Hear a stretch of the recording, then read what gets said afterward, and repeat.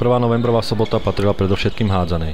Správy z Bardejov hovorili o prehre našich mladších žiakov o 1 gól v pomere 19-18. O 3. hodine popoludní nastúpili levodskí dorostenci proti kvalitnému súperovi z Považskej Bystrice. Ten od začiatku stretnutia prevyšoval našich mladých chlapcov vo všetkých činnostiach, čo si však paradoxne nemyslel tréner hostí. Bola špatná hra v obrane, chýbal rýchly protiútok, slabý výkon brankára, zlý zápas z našej strany. Máme asi rozličné ponímanie spôsobu hry. Levoča hrá takú pomalšiu, menej behavú hádzanú, my hráme rýchlu hádzanú, tempo hádzanú a moji chlapci dneska nesplnili to, čo mali. Mám nový tím, po 2 rokoch sa mi vymenili všetci hráči, takže zbierame skúsenosti. Domáci sa len ťažko presadzovali cez dobre organizovanú a fyzicky zdatnejšiu obranu Považskej Bystrice. Už do polčasu bolo víťazovi prakticky rozhodnuté. Dvojnásobný počet strelných gólov v našej sieti hovoril za všetko.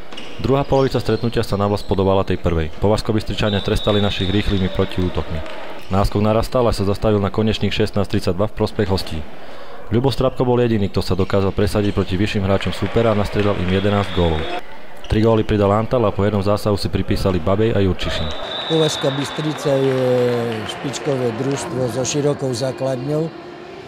My máme úzky káder a ten začal veľmi dobre.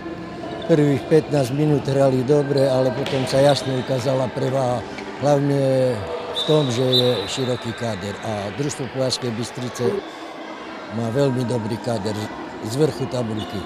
Viac vynikol Strápko, streľbou, ale chlapci sa snažili a toľko, koľko môžu uhrať, toľko uhrali.